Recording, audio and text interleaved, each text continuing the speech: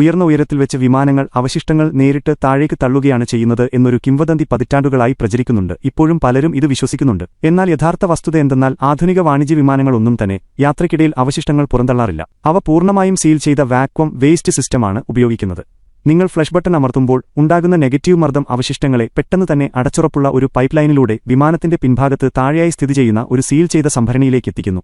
ഒരു ദീർഘദൂര സർവീസിന് ആവശ്യമായത്ര അവശിഷ്ടങ്ങൾ ഉൾക്കൊള്ളാൻ തക്കവണ്ണം കൃത്യമായ എഞ്ചിനീയറിംഗ് മികവോടെയാണ് ഈ ടാങ്ക് രൂപകൽപ്പന ചെയ്തിരിക്കുന്നത്.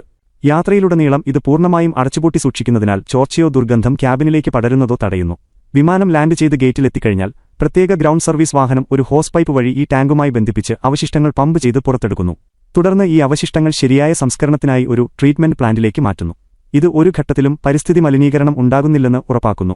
ആകാശത്ത് വെച്ച് അവശിഷ്ടങ്ങൾ താഴേക്ക് തള്ളുന്നു എന്ന കെട്ടുകഥയിൽ നിന്ന് പൂർണ്ണമായും അടച്ചുറപ്പുള്ള ഈ വാക്വം സിസ്റ്റത്തിലേക്ക് നോക്കുമ്പോൾ ശുചിത്വം, പരിസ്ഥിതി സുരക്ഷ, യാത്രക്കാരുടെ സുഖസൗകര്യങ്ങൾ എന്നിവയെല്ലാം ഈ ഡിസൈൻ ഒരുപോലെ നിലനിർത്തുന്നു. ഇത് ശരിക്കും ആകർഷകമായ ഒരു എഞ്ചിനീയറിംഗ് വിസ്മയം തന്നെയല്ലേ? ഗ്രാൻഡ് പയ്യെ നിങ്ങളുടെ സ്വന്തം മുത്തശ്ശനായി കണ്ട് ഫോളോ ചെയ്യണേ.